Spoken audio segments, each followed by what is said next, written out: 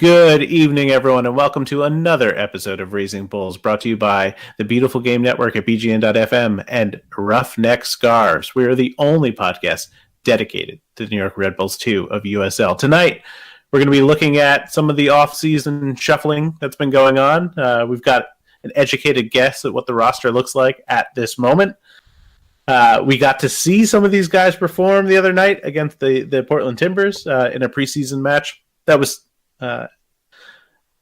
technically the New York Red Bulls' first team, but obviously we know that team had already checked out of the Mobile Mini Cup out in Tucson, getting ready for CCL. And we have a couple of questions that we can talk about. Joining me, Joe Goldstein, your host tonight. One of, or both, I guess I would say both of my favorite RB2 people that I've worked with. Anthony Brissett and Joe Steen. I'll start with Joe Steen. How are you doing, Joe? I'm great. How are you, Joe? I'm doing very well.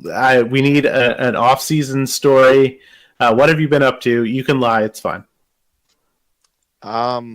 Pretty much just working. That's all I can say. That's the worst lie I've ever heard, Joe.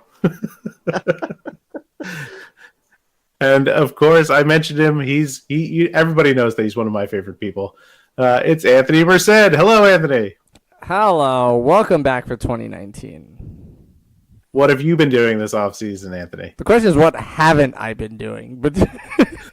Between writing for Red Bull News Network and Dudes in Blue and Backline Soccer, it's been wherever I can write about stuff. I think I've been the only successful person at being incredibly busy during the soccer off season. Okay, I'm willing to accept that. It feels slightly backhanded insult, but no, but like I feel like it's not a backhanded insult, but like you haven't had to deal with like the Matrita stuff and like the New York Cosmos or the biggest thing, and I won't go too much into this, is the Sky Blue FC stuff. Like that's true. That's true. I've been on like useless phone calls and everything with Sky Blue people. It has just been it is the biggest story that really no one's paying attention to. Yeah. I would 100% agree with that. And kudos to you for doing the good work and there's still no NWSL season, by the way. Like there's still no announcement on a schedule. That's crazy. And I think it's supposed to start in like 4 weeks. Man, oh man. Oh boy. Soccer is so insane in this country. It is absolutely insane. No Gold Cup anymore either. Well, after 2022, based on what they were saying. So I don't know. We'll see.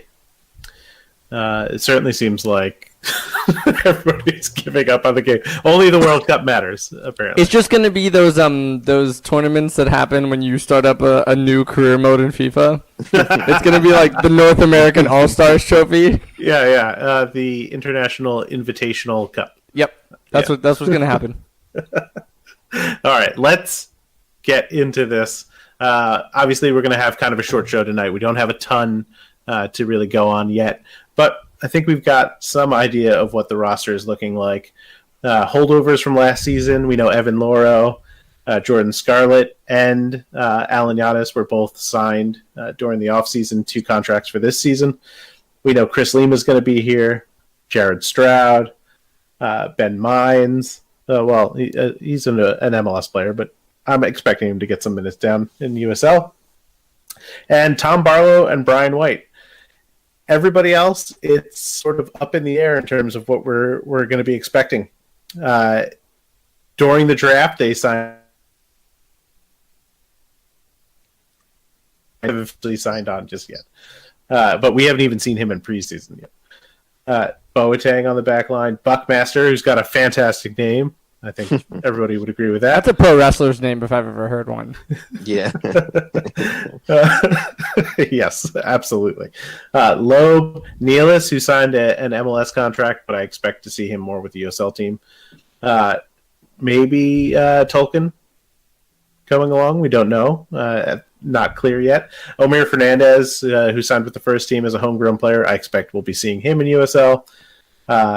Kofi, who's kind of signed last year. His homegrown rights were transferred to the Red Bulls. McSherry, who also has not appeared in preseason just yet. We had a rumor at Red Bull News Network about Kyle Zedrick, so we'll see there. If I pronounced that wrong, I'm so sorry, Kyle. Yeah, didn't we in 2016 call him Kyle Zajac? It might have been Kyle Zajac. I mean, we could totally, both of us could be wrong at the same time. Like, it's hard to tell with the way to pronounce these names. It could be Zajac. Yeah, no, I did not do my due diligence. I can't even say diligence. I did not do my due diligence in terms of pronunciation for Kyle, but And just so everyone's aware, we were calling Alex Mule for a year and a half. yeah, they still. And it's call not him just that. us. You watch the videos of the team playing. They still call him Mule. It's got to be an inside joke or something. It's got to be a joke on us that they're just like, hey, wouldn't it be funny if we told them your name was Mule? And we're doing that, especially Christian Dyer. Love you, Christian Dyer. But like the guy's been trying so hard to make sure he gets that name right. But like maybe it's just a joke on all of us. That would be the greatest prank of all time, and I very much approve of that. But looking at this roster, if this is the roster going into the season, and all of these guys are signed and will appear with this team, how do you feel about that at this moment? Just from a general perspective first. I'll start with you, Anthony. I'm very apprehensive. I think that we're getting to a point now with the USL Championship in particular, which is where this team would be competing, the D2 version of USL. We're seeing teams that are very cohesive getting put together. The independent teams are not as jerry-rigged or as kind of like duct taped together as we've seen in years past. We're seeing academy kids come through them. We're seeing players being signed that are meant to be strictly D2 players, and I am a bit apprehensive at the idea of whether or not a two-team, the way the Red Bulls are set up, can operate in 2019 the way they have in previous seasons. Specifically because in 2018 we've seen them fall behind a little bit but save themselves at the end of the year. They're still continuing with that, with the same idea, and I'm fearful of a T2 type year.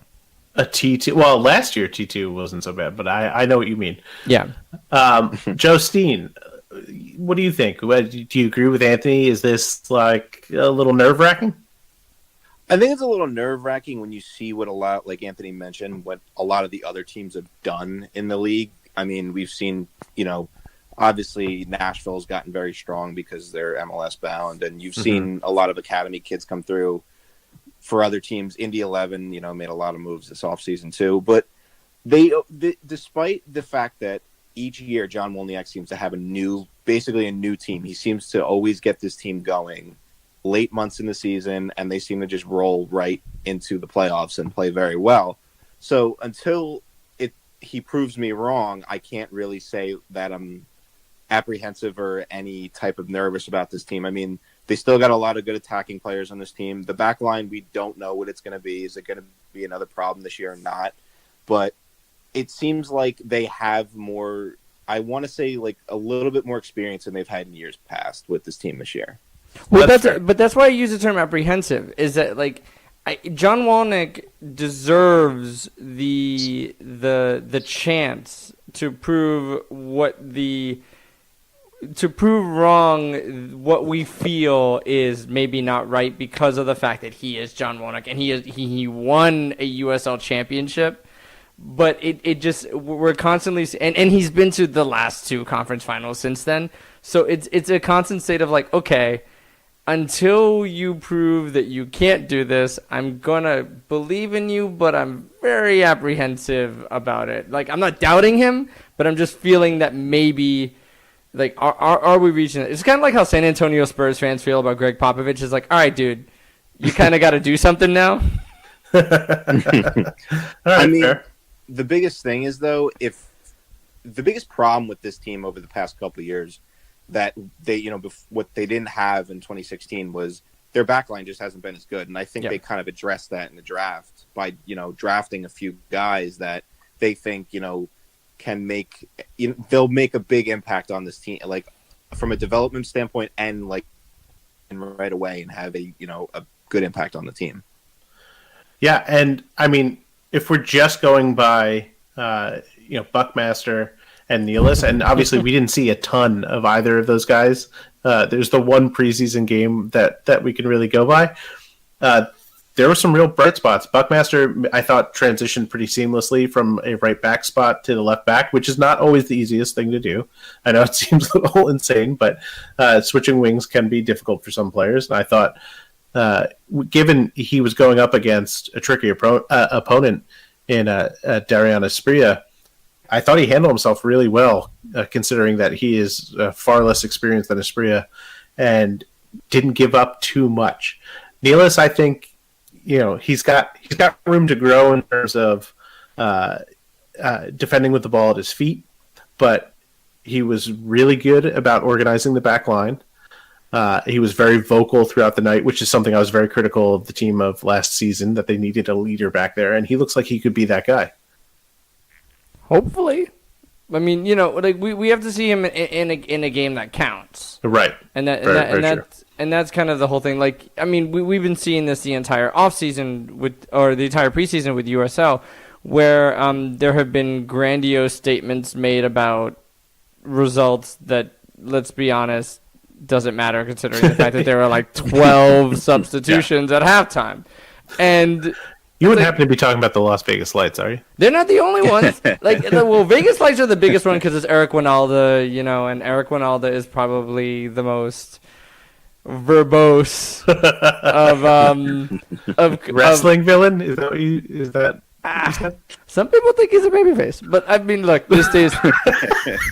Look, I remember in '97, I rooted for Steve Austin, even though he was a bad guy. But whatever. There's not a lot to make of the preseason games other than watching guys on an individual level. Mm-hmm. And I mean, there's no difference between this and like MLB preseason. I'm a huge baseball fan, and I watch preseason.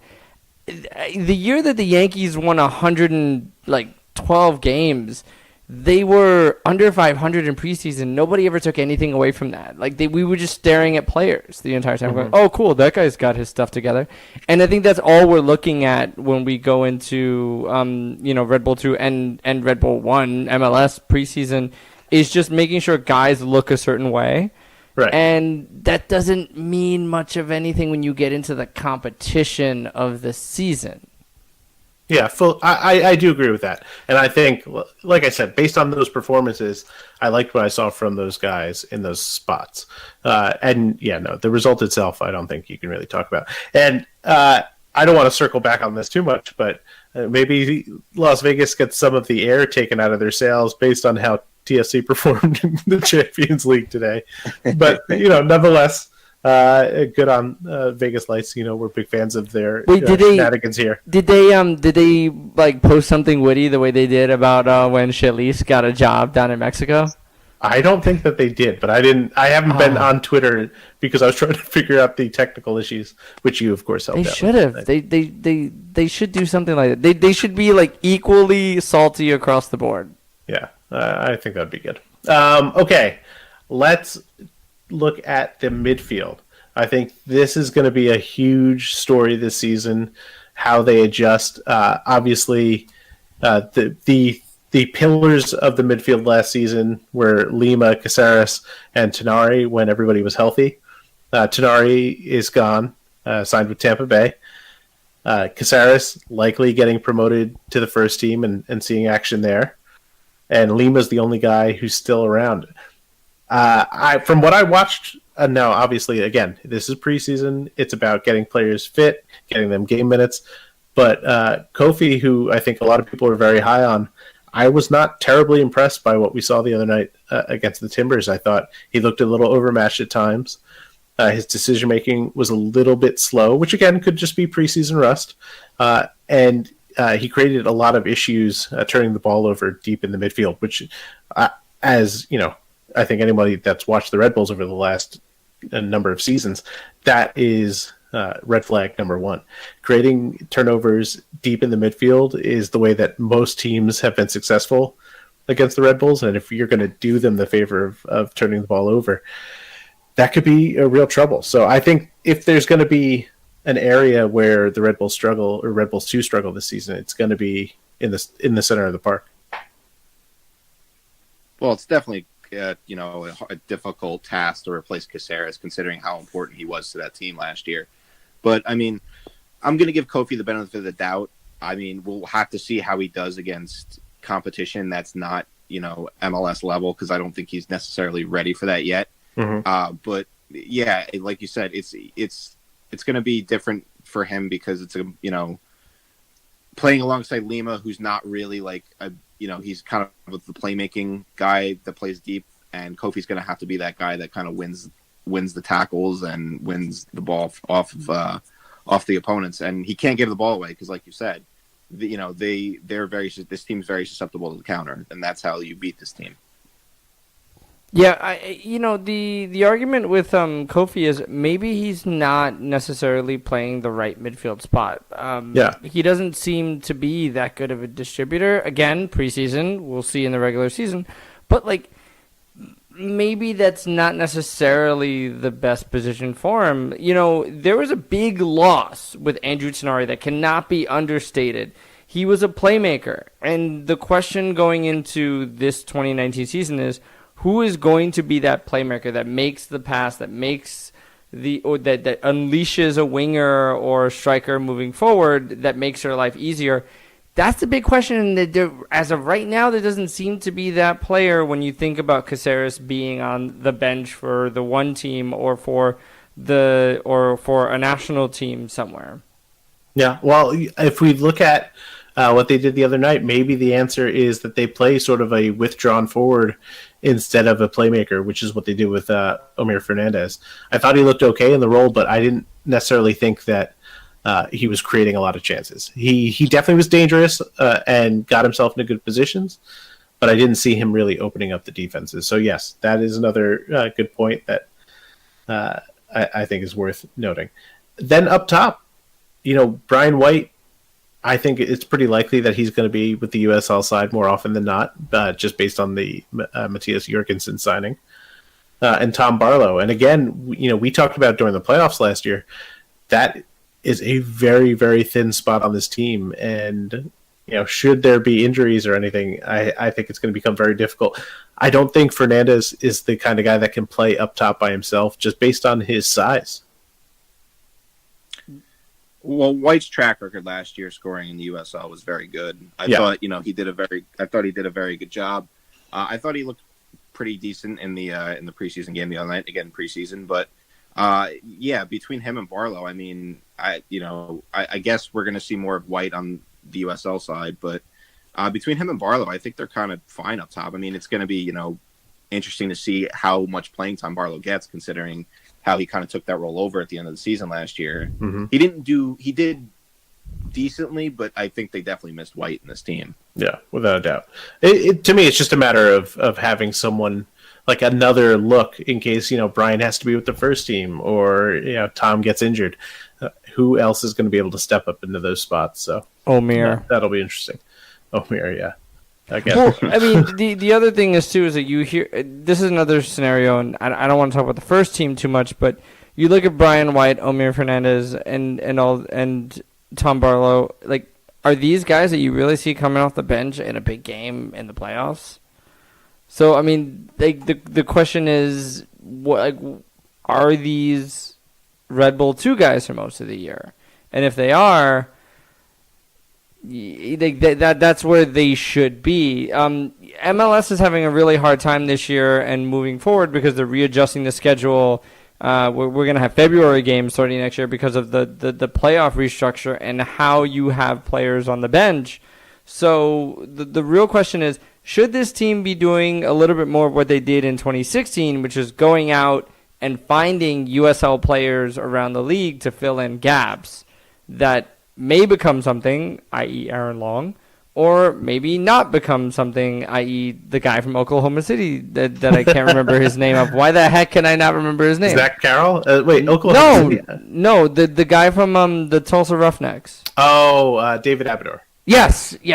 Like, that guy was awful. But, it's just, should they be looking around the league to fill in some of those gaps? And where right now it looks like we're relying entirely on academy guys and draft picks for the entire year.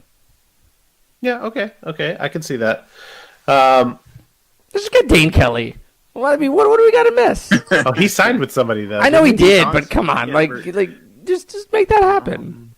By the way, so I am getting back to this because we were talking about the team, but looking at the Eastern Conference, and we'll get into this more next week.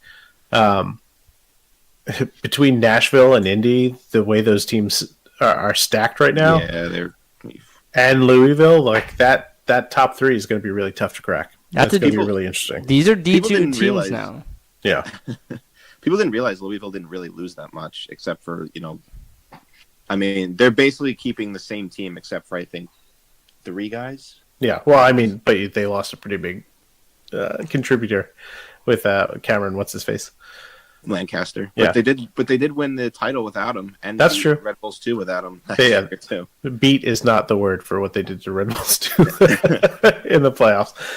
Okay, the other night when the Timbers faced essentially the Red Bulls too, other guys that kind of stood out and may contribute to this team. The biggest one I would have to think is Marcus Epps, and they probably eye him more for the first team than the second team, but he was a nuisance all night. He created a lot of chances from the wing, which is obviously pretty important when you got guys like Brian White and Tom Barlow who can be particularly troublesome in the box for opposing defenders, and it just gives them, I think, another dimension in terms of keeping play wide, not necessarily having players that are going to be cutting in and going at goal. And to have 2 guys on the outside like Jared, who I also thought looked very good the other night in his limited time, and Marcus Epps, that at least from the wide perspective, they have players that can create chances and open up space and become dangerous. So that might facilitate the move away from a traditional playmaker. I feel bad for Marcus Epps. Why? Because he's not necessarily good enough to be a first choice on this team, but he's way too good to be playing on a USL team. I do agree that he's too good for USL. But, I think he could be a super sub for the first team. I don't think that's the worst thing in the world. I hope so for his case. But, where's the other question is, where's Jorgensen really going to play? I think at least this season, you're going to see him either on the wing or spelling Wright Phillips late in games. Well, I mean, we'll see. But, it's just I feel like there's so many more flashy options that this team wants to go for that poor Marcus Epps is sitting there going well, man, I mean, I got the MLS money, but am I going to be making the field? And I don't think he's going to be happy if he's being relegated to playing D2 games with the Red Bulls too. Okay, I think that's fair. What were you going to say, Joe? They have so many wingers on this team. Yeah, no, they are flush with wingers, and that at the MLS level, I think that raises a lot of questions about who's going to be doing what. But Epps isn't too old; he's still 24. I don't think a season, if he has to spend a season in USL, I don't think it would be the worst thing for him. We just go full Liga MX and just wingers everywhere. Don't even care about defense. All right, I like that idea. In terms of the Timbers game, anything that you guys want to add? Brian White had a goal in the match. I called out Marcus Epps. I thought that he was the man of the match. Nealis looked very impressive. We didn't get a real good look at Loeb, but he was out there. Duncan, who, again, he could end up having some minutes on this team, but I expect to see him more on the bench of the first team. Duncan was impressive. I mean, it's going to be tough to obviously break that into. He, like you said, he's probably going to see some minutes with this team. What did you guys think of Scarlett the other night? I thought he looked better than maybe he did at all last season, but he still showed some of those signs of switching off or not necessarily having the best man marking. He needs a leader. He needs someone to show him the ropes, and he does not have that right now. Yeah, he's got moments.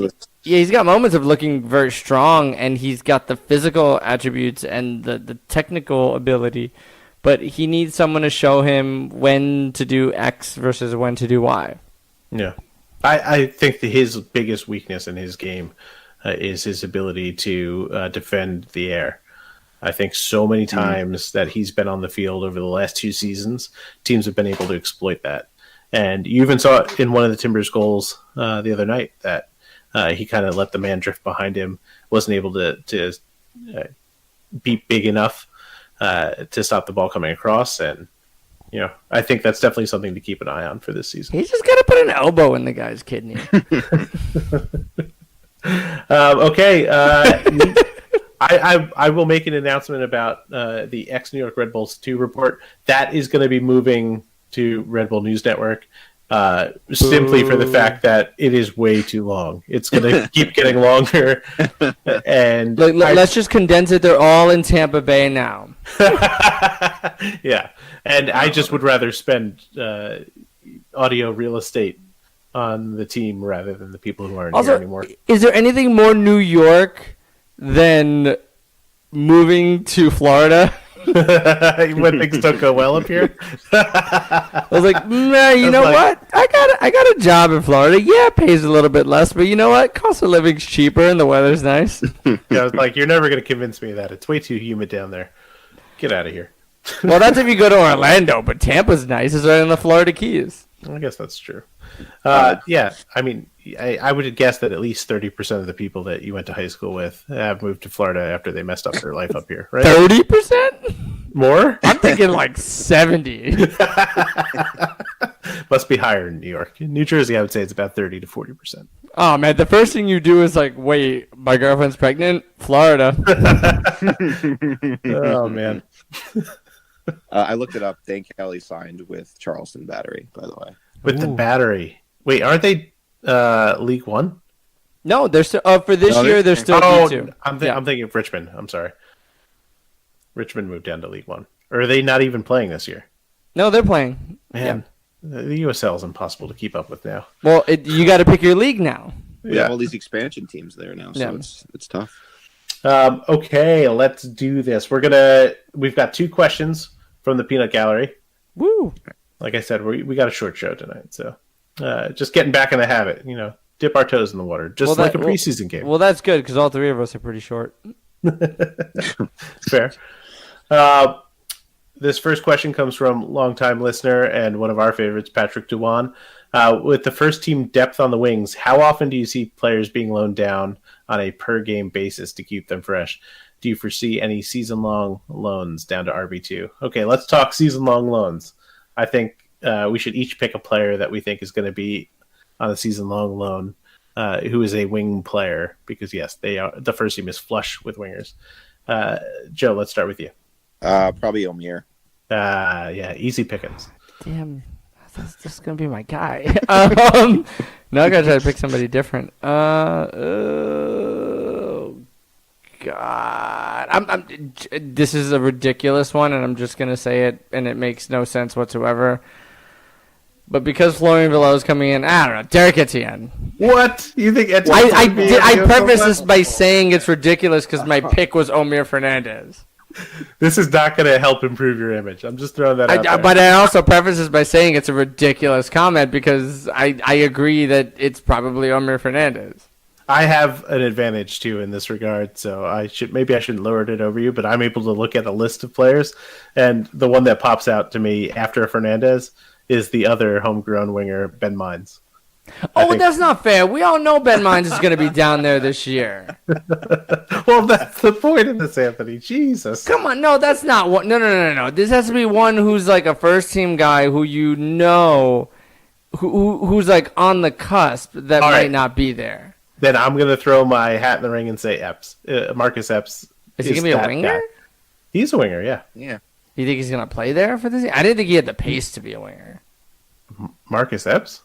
Yeah, I didn't see the pace to be a winger, to be a USL winger. Interesting.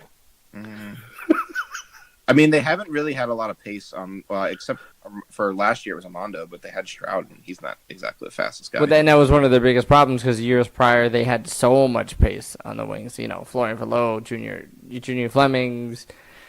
Do you want me to? Who was? Oh man, who was the other one? Zico Lewis. Well, the problem with Zico Lewis is all he had was pace. Yeah. He signed with somebody in the USL too, didn't he? Yeah, he's Yes. back in the USL. Okay. He's not with half NYRBII. He is not in Tampa Bay. He's not in Tampa Bay. He signed with the Battery too. Wow. All right. Okay. Oh, look at that. Dane Kelly, Zico Lewis. That's going to be a dream team. Maybe it's so they can all be close to Bermuda. That isn't that much closer to Bermuda. It's Closer definitely than closer New York is. Yeah. Okay, this is kind of 3 questions, and they all come from Talkin' Jack's co-host Ben Goosehorn. I think it's Goosehorn. He calls himself the Goose. I should do a better job of knowing that. I've been on that show. How dare you insult the Goose? I know, terrible, terrible. Who are a few new players to watch this year? Okay, let's each pick a player. Anthony, start with you. Who's a new player that you should be watching this season? A new player we should be watching this season. So this means somebody did not play at all last season? That's correct.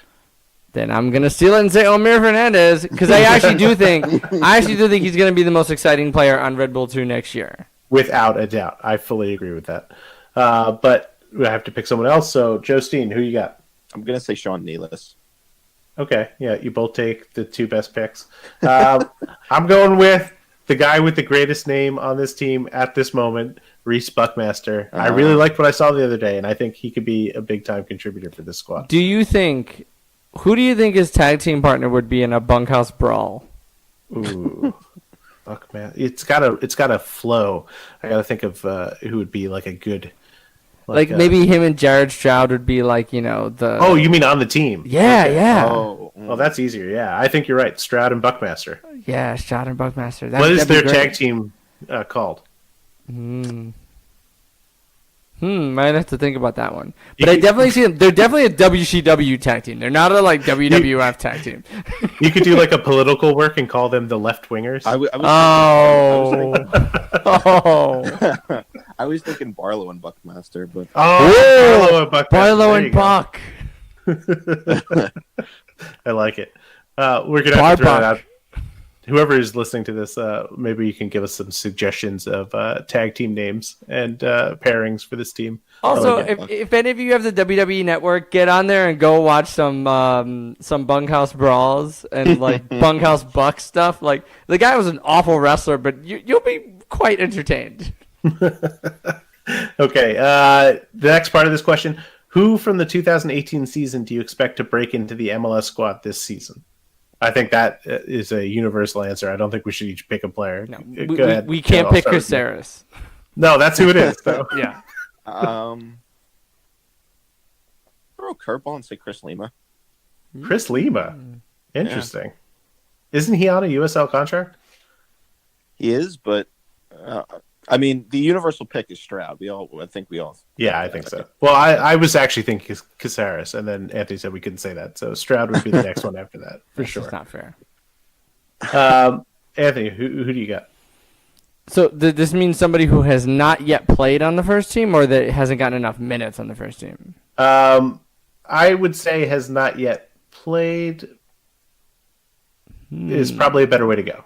So then I'm going to go with Jean-Christophe Kofi, because even though he had a horrible preseason thus far, I think that there's going to be a need in that midfield with Tyler Adams not being there to pick up the slack, specifically with U.S. Open Cup games.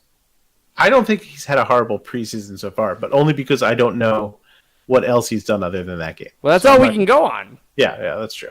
I'm gonna take back Lima. I'm gonna say Sean Nealis. That's I'm gonna. Yeah. I think because of the Gold Cup, I think Nealis has a really good chance to impress there. And then maybe an outside pick would be Evan Loro, should something happen to Robles while Mira is still hurt. Hopefully not. No. But, Look, there's a few positions on that first team that have... It's funny how this team goes from very young in certain positions to, oh my God, make sure you have the duct tape on hand. And then the last was how will the club replace Endom? And I think we have a pretty good idea of that. Nealis, I think, has been very impressive. They brought in Boateng, who I think is hurt, which is why we didn't see him play, but no word on that just yet. Who also fits sort of that Endom kind of role. Big, fast, physical, commanding of the air. So I think they're going to be okay with that. I don't think that they're necessarily going to miss Endom as much as I thought heading into the preseason. That they would. But are we at the point now that where we can say, what? I'm ready to listen to this garbage take. Can we admit now that it's just like Hassan Endom, while serviceable, wasn't very good? I disagree with that assessment. He was good enough for Cincy to sign. Now, Joe, I don't think that that's a good benchmark. Okay, because they're signing every defender and defensive midfielder in the league. Can I just say I feel so bad for him because they basically, selected him in the super draft and the expansion draft. Yeah, the expansion draft, and they just basically said, "All right, yeah, we got you, but we're just going to sign everybody else now." Yeah, I feel like they were like, "We know who that guy is," and just decided to sign him. That guy shut us down in the playoffs. That's what they were thinking. But to be fair, if he was that important to keep, they would have protected him. Maybe that's true. Maybe they looked at him and they said, in our system, with what we've seen from him, we are okay if we lose him.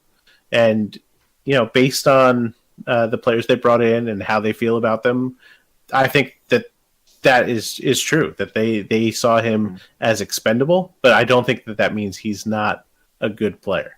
I didn't say he wasn't a good player. I just said that he was not. I mean, he wasn't good enough to. There's this feeling that when we talk here on this pod, and there's been a lot of other podcasts, not us, that have kind of skirted around the issue of Hassan Endom, and it been like, look, he really wasn't that good. Like he wasn't atrocious, but I mean, this guy had moments of panic button insanity that really kind of made you go, whoa, this is not a guy you can go with moving forward.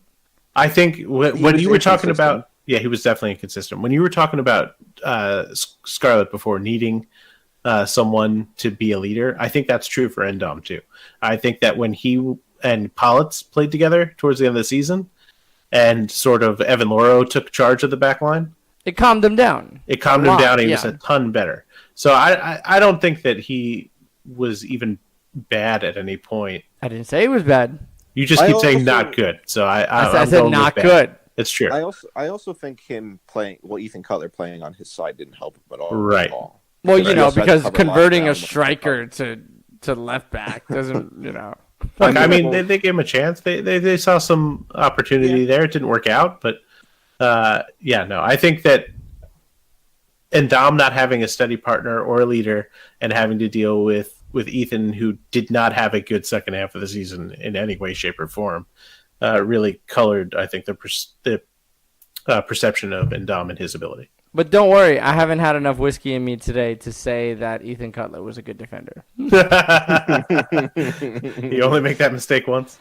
Look, when you tell me I said something after whiskey, I go, ooh, gonna make sure I'm not gonna say that again. Look, at the beginning of last year, I thought Cutler was much improved. It was just after he got the MLS contract, something changed. And, it happens. That happens with players. People buy their first wheel of cheese and everything changes. Yep. Have either of you ever bought a wheel of cheese before? I have never bought a wheel of cheese. What would I do with that much cheese? Well, that's what I'm saying. It's a flex purchase. And when you buy that, things change. I've actually never seen one in a store. What? Don't you have a Wegmans near you, Joe? No. That's right. You're in South Jersey. Oh, you can find one at a Food Line or a Kroger's. It's Central Jersey. Guys, it's South Jersey. It's not. If you're under... No, I'm not going to get into this. Oh, my God, no. If you're any further south than New Brunswick, that's South Jersey. You can cut the state in half, and Tom's River is right there. it's not a proportional slice, but there's definitely a large portion that is South Jersey. As a guy living in New York City in the Bronx, I could care less about your New Jersey geography here. I think that is a perfect way to end our first episode of the year. I agree. I think that you know where you can find us. Twitter, raising. Oh wait, you know what? This is how green I am this season. I didn't even do this right. You can follow me at Twitter at _Joe Goldstein. And I am at NYC Sports World. I am at jsteen15.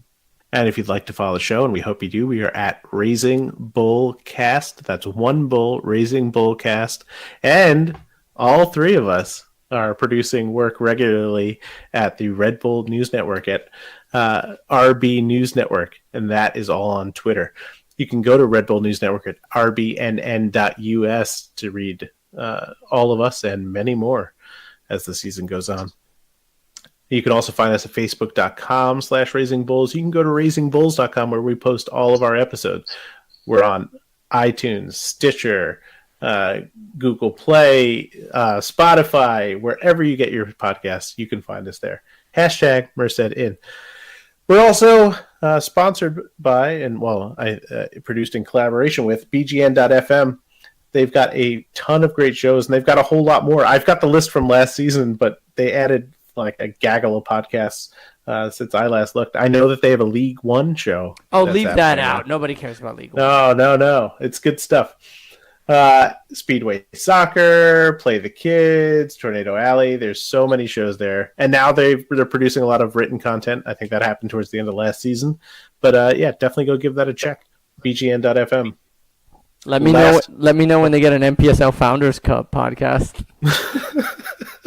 Last but not least, we want to thank our sponsor, Roughneck Scarves, the official scarf supplier of MLS, USL, and US Soccer. Get custom scarves for your group or team at roughneckscarves.com.